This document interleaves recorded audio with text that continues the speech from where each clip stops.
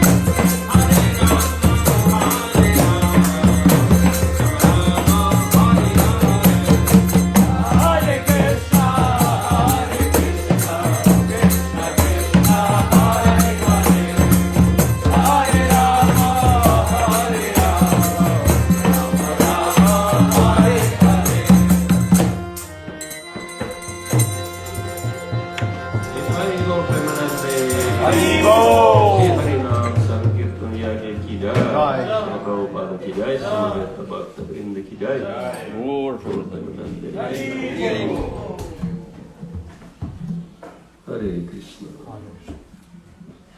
So I'm happy to be back to the headquarters of my boss. Singing yeah, kind of strange relationship. Boss, friend, friend, boss. Mixed rasa. Only you see it as boss. Well, you are. I just see it as friend. Because you are the chairman, I'm just a member. So you're the boss. Not really. I take it that you earned it.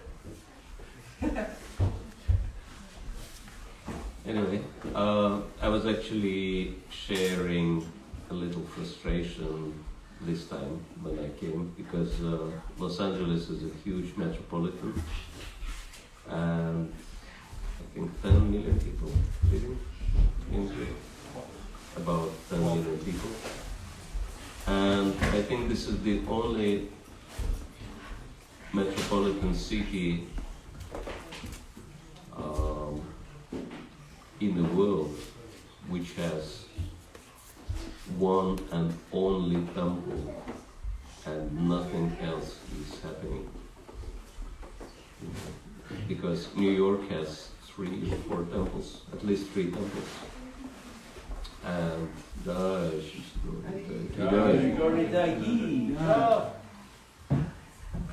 And well, what to speak of Russia, Moscow must have at least 10 centers, 2 temples and many communities, at least 10.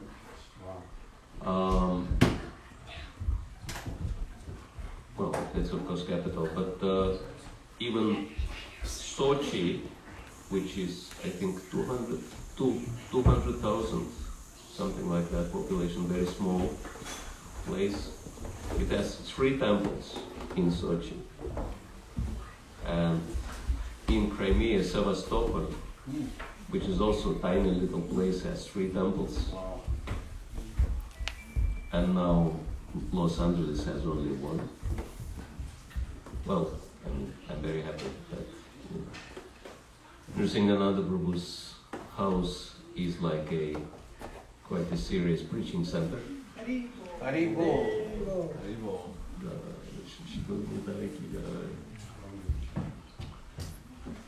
With the potential of becoming full-on temple. And yes, would be so nice to see dynamic development in Los Angeles because this is the biggest city in California and California is such a ripe place for development of Krishna consciousness. The other day devotees were doing mantra, yoga, we have this mantra house. And they just, put out advertisements and some people came from Santa Barbara for Kirtan. Can you imagine that? What kind of interest is there Californians have for Kirtan that they're ready to travel many hours just to, have Kirtan for an hour. So that's why I basically share that only with Russian devotees. But because, in here, like Nrsingananda Prabhu is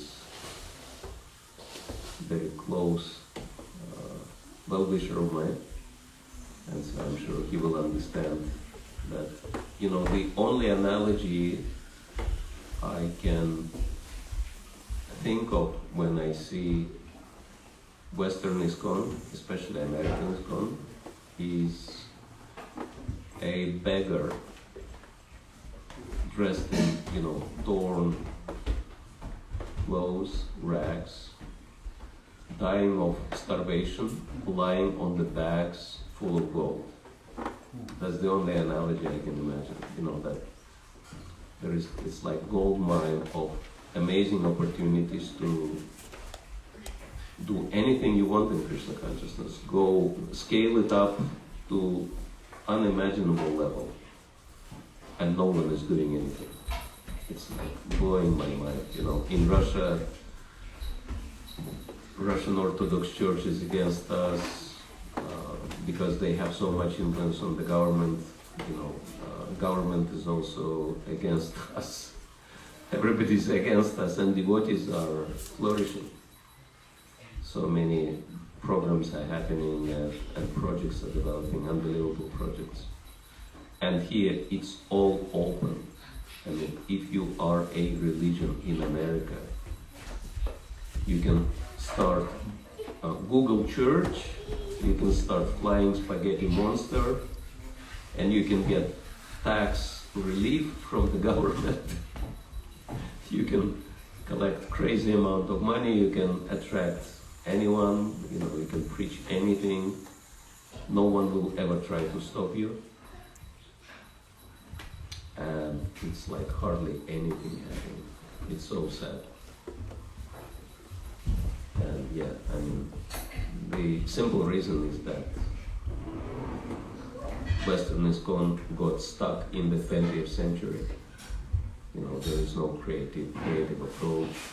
In Russia, devotees use all medias to introduce Krishna consciousness to the public.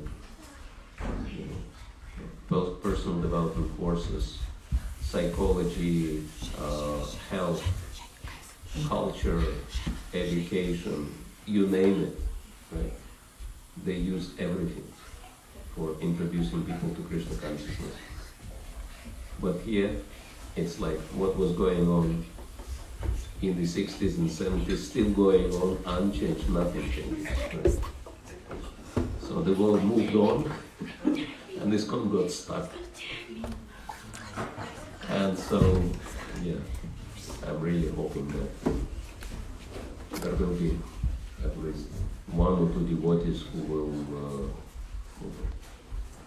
take the advantage of this situation and do something about it. At least Vishnukananda Prabhu is trying to do something about it. Trying to at least gather devotees, encourage devotees. Yes. I think that encouraging people to chant japa is one of the ways in which they come to that realization. Sure. Yes, definitely, yes. And Vishnukananda Prabhu suggested that we speak about japa, importance of japa, which is very important subject. And as always, all the important subjects are in Bhagavad Gita. And we can read a text from the 10th chapter of Bhagavad Gita. I think it's text 25.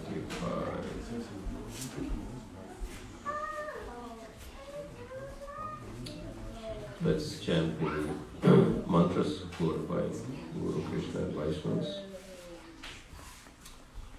Om Ajantiram Yasnayanam Smuka Chaksuram Militam Yadam Tasmai Shri Gurave Namaha Shri Chaitanya Manobishtam Sthapitam Yenam Bhutare Swayam Rupa Kadam Mundhiti Swaparantikam Vancha Kalpatarabhyascha Kripa Sindhudevacha Patitanam Pavanaki Vaishnave Namo Namaha Shri Krishna Chaitanya Nityananda Shri Advaita Radha Shivasati Gaur Bhakta Vrinda Hare Krishna Krishna Krishna Hare Hare Hare Rama Rama Rama Hare Hare Pudaya Mahaprema Purodi Nirma Ksudeta Pushapurusha Devana Sudasa Sarasachaka Devan Krishna Bhagavan Vachansamaya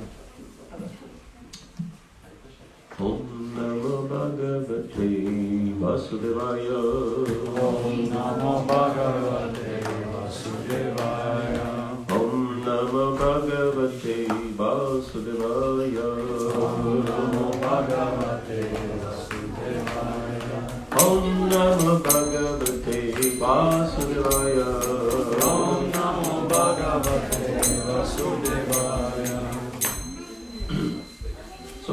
Gita, some people might be, actually there were objections that stressing so much chanting, kirtan and japa, and where all this is in Bhagavad Gita. But actually everything is in Bhagavad Gita, we just don't know it. And if we want to understand the importance of japa, we can see what Krishna says in the 10th chapter, text 25. Maharshinam briguraham iramasmetam iksharam yagyanam japa yagyasmi stharanam himalaya. Of the great sages, I am Brigu. Of vibrations, I am the transcendental Om. Of sacrifices, I am the chanting of the holy names, Japa. And of immovable things, I am the Himalayas. Purport by Srila Prabhupada. Brahma, the first living creature within the universe, created several sons for the propagation of various kinds of species. Among these sons, Brigu is the most powerful sage. Of all the transcendental vibrations, the Omkara represents Krishna. Of all sacrifices, the chanting of Hare Krishna, Krishna Krishna, Hare Hare, Hare Rama, Rama Rama, Hare Hare, is the purest representation of Krishna. Sometimes animal sacrifices are recommended, but in the sacrifice of Hare Krishna, there is no question of violence. It is the simplest and the purest. Whatever is sublime in this world is a representation of Krishna. Therefore, the Himalayas, the greatest mountains in the world, also represent him. The mountain named Meru was mentioned in the previous verse. But Meru is sometimes movable, whereas the Himalayas are never movable. Thus the Himalayas are greater than Meru. So this is a very powerful verse because it says, Yagyanam japa yagya smi. So first of all, the most important point in our spiritual practice is yagya. And yagya means sacrifice, not necessarily doing some kind of difficult rituals, but the principle of yagya is to sacrifice our personal interests for the sake of the Supreme Lord. So this is how we can advance spiritually. And Krishna says of all yagyas, yagya being the most important thing in life, spiritually, of all yagyas he is japa, chanting on beats, repetition, right? Individual chanting. And it's very interesting how this is representing Krishna, because kirtan seems to be more exciting, right? Because there is melody, there is rhythm, there is, congregational aspect of it, and anything we do together is more exciting than whatever we do individually.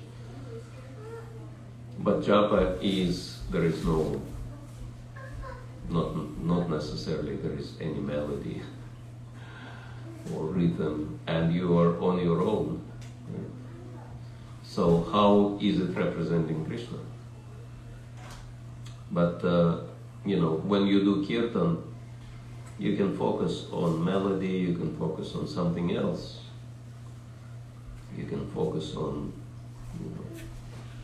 showing off how great kirtaniya you are, how great musician or singer you are, and completely forget about Krishna. But japa is a pure interaction with Krishna. And so there was one book by one famous author which is called Conversations with God. But you can have your conversation with God directly in a very simple way. Just take your beads and chant. Hare Krishna, Krishna Krishna, Hare Hare, Hare Rama, Rama Rama, Hare Hare. And it's not so easy to understand it from the very beginning, because japa is completely non-material practice. It's purely spiritual practice. And I remember my first experience with japa, because I knew about chanting Hare Krishna, because I was listening to rock music, and there were a number of musicians who were chanting Hare Krishna mantra. Broadway musical Hair was doing that, Nina Hagen, and of course Beatles were chanting Hare Krishna. And that's why it was kind of fashionable, chanting Hare Krishna, and I already read a little bit of Prabhupada's books. I knew about Krishna consciousness, and when I came to devotees, one of them asked, "Do you chant Hare Krishna mantra?" I said, "Yeah, like kirtans, music, etc." He said, "No, what about chanting on beads?" And I never heard of this. There is chanting on beads. And he said, "No, you're supposed to chant on your beads as well." And he said, "I'll give you beads and you can start chanting." And then he said, all of us are chanting 16 rounds every day. I think now he never meant to tell that I'm supposed to chant 16 rounds a day, but this is what I understood. Because he said all of us supposed to chant 16 rounds, so I was thinking maybe myself included. So he basically, and he never actually showed me he showed how to hold the beads, but he never actually showed me how to chant japa. And so I came home and I took my beads and I started chanting as he showed me, the way I knew I was supposed to chant. Hare Krishna, Krishna Krishna, Hare Hare, Hare Rama, Rama Rama, Hare Hare. 16 rounds. You will never imagine, what happened to me at the end. Tears are flowing from my eyes, but not because of ecstasy, because of pain in my throat. I had sore throat. I was thinking, how people can torture themselves like that? What kind of spiritual practice it is? And then I was, devotees would gather together on Sundays. But I was thinking, if I'll chant like that for a week, I'll probably die before Sunday. So luckily there was another home program on Wednesday or Thursday, somewhere in the middle of the week. So for these 3 or 4 days I was chanting like that. Serious torture. And then, I came to the program with this single question in mind: how can you tolerate such a pain every day? How can you get used to it? Or how long does it take to get used to it? And so I was so, motivated that I came probably 1 hour earlier to the program.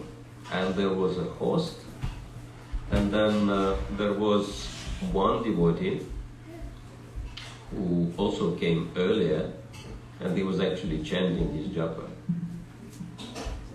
somewhere in the corner, sitting and very kind of softly. And rapidly chanting as we chant japa normally, right?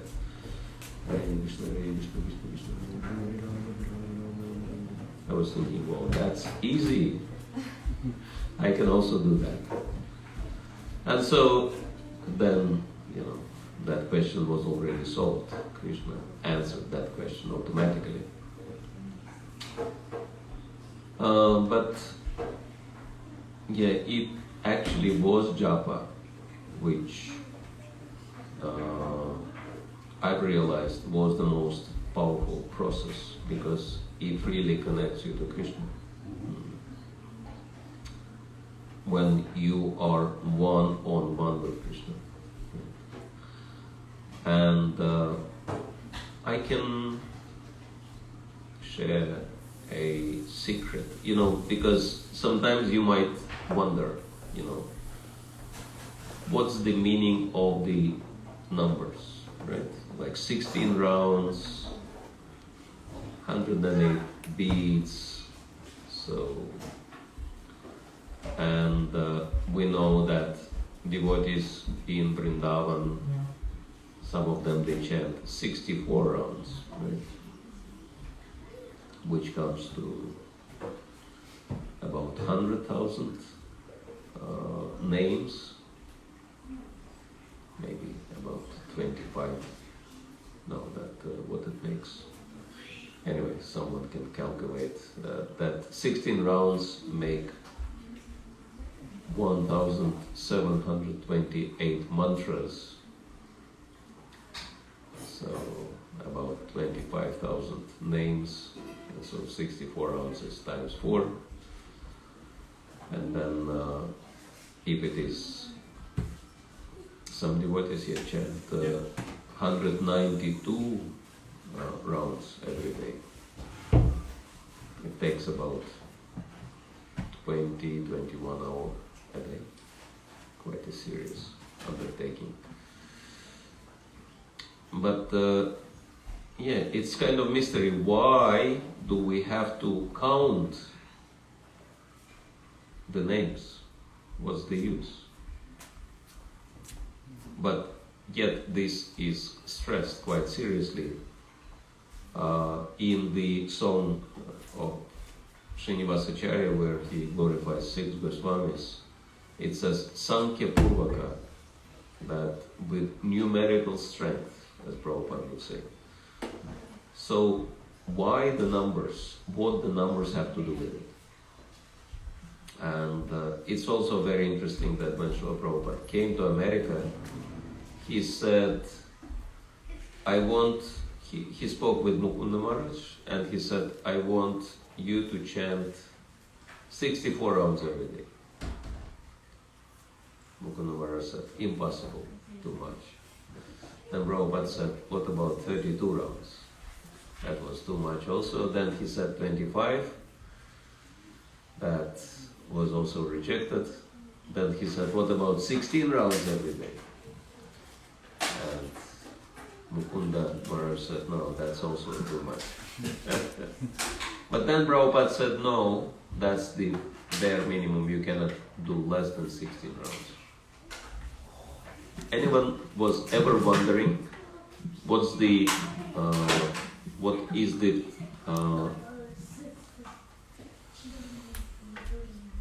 the meaning of the numbers in the process?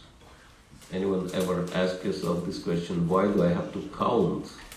Chanting, praying to God, that's fine. Why do I have to count names? Anyone was ever wondering? Yes? Anyone knows the answer to this question?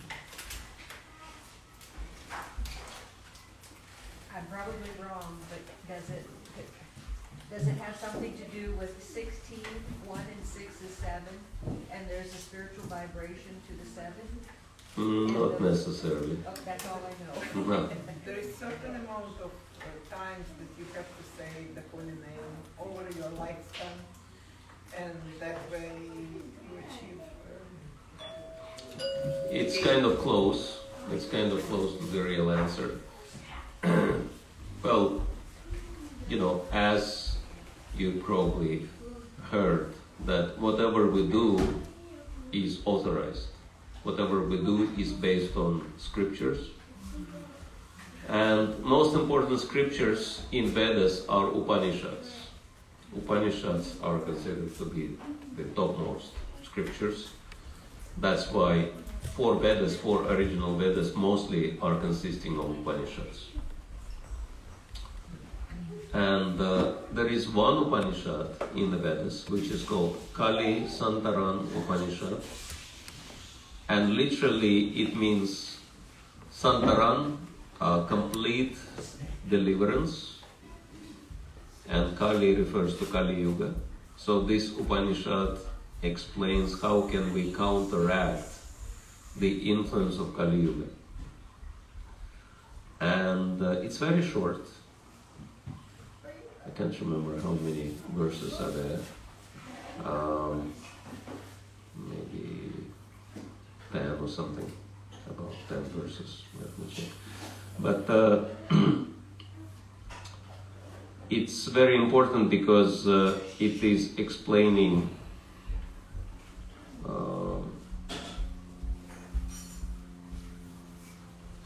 it's a conversation between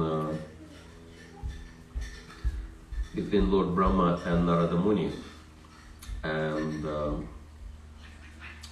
Narada Muni is asking Lord Brahma, oh my God, it has only 2 verses, it says. No, that cannot be. That cannot be true. Anyway, that's less than 10 verses anyway. It's very short conversation. Narada Muni comes to Lord Brahma, who is his father, of course, and he's asking, what will be happening to those people who will be living in Kali Yuga, because they will be in big trouble all the time. He was feeling sorry for us. And Lord Brahma says there is only one way how you can counteract the influence of Kali, and that is to chant a special mantra which is consisting of 16 names of the Supreme Lord. And that mantra is, as we know, Hare Krishna, Krishna Krishna, Hare Hare, Hare Rama, Rama Rama, Hare Hare. Then he says, anyone can chant this mantra, Brahman, Kshatriya, Vaishya, Shudra, any fallen personality, doesn't matter. There are no rules and regulations for chanting, saying what Lord Chaitanya Mahaprabhu says. But then the most interesting punchline comes at the end of the scripture. It says, in order to achieve complete perfection, one has to chant 35 million mantras. It's very interesting. And so one devotee calculated that 16 rounds means 1,728 mantras. 108 times 16. And if you divide 35 million by 1,728, it comes to about 55.5 years. So this is what it takes to achieve perfection by chanting Hare Krishna. 16 rounds a day. Now many people don't live that long. And especially if you haven't started from your childhood, you would not be able to accomplish that within one lifetime. It would take you more than one lifetime to achieve perfection through the chanting. But there is still a possibility of finishing 16 rounds if you finishing 35 million if you chant 16 rounds every day. But now, at least for me, it made sense why 16 rounds is minimum, because you won't have enough time in this lifetime to finish the process.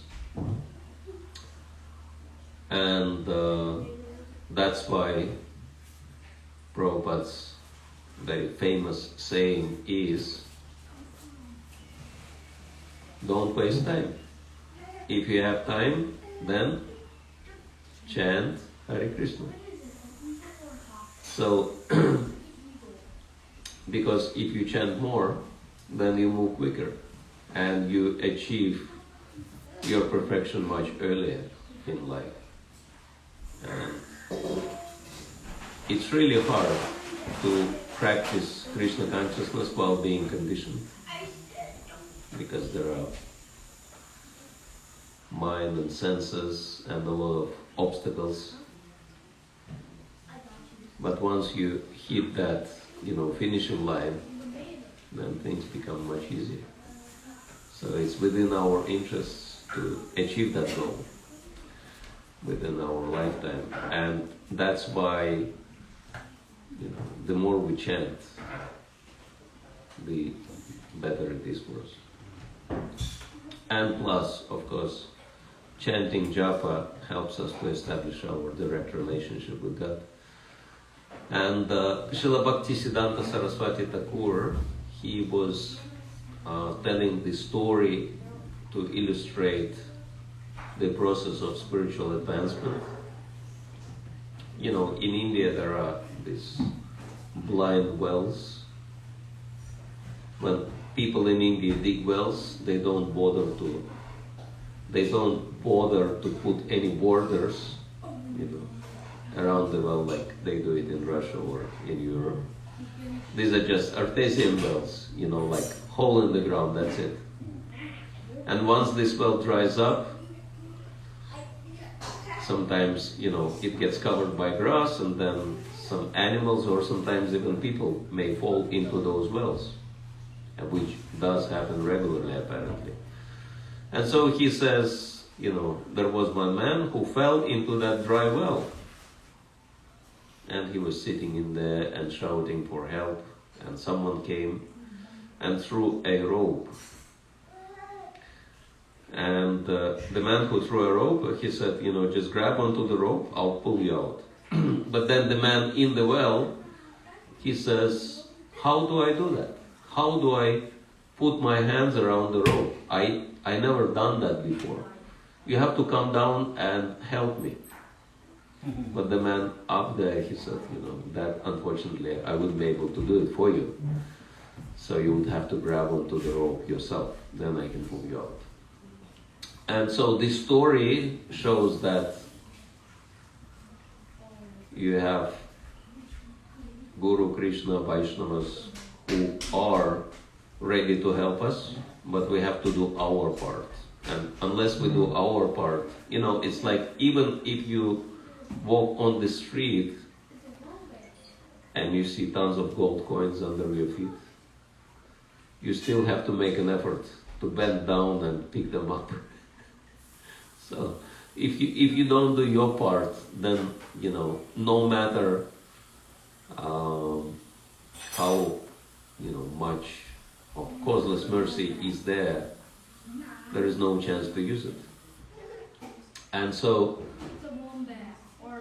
I was thinking that all we have to do in our spiritual life, according to that story, is to hold on to the rope, and then Guru, Krishna and Vaishnavas will pull us out. And then I was thinking, that's kind of figurative example, holding on to the rope. But if there is a real rope we can hold on to in our life, and then I realized there is. Anyone knows what is the rope we have to hold on to? Yes. This is the rope we have to hold on to very tightly.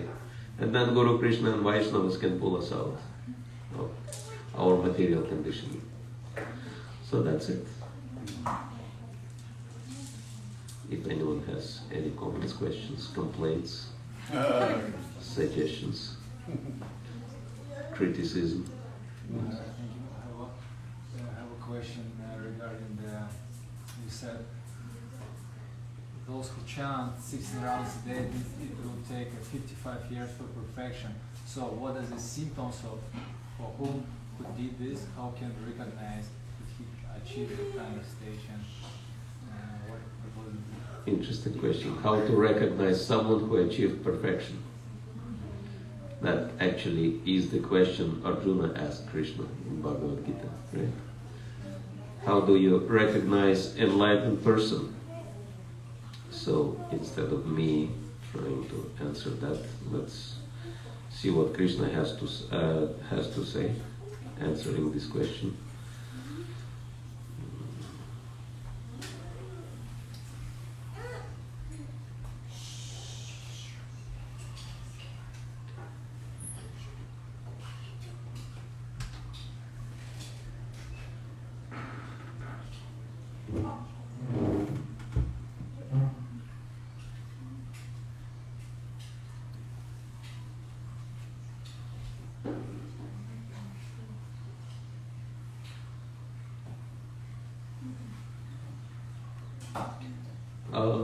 Someone remembers which chapter is that?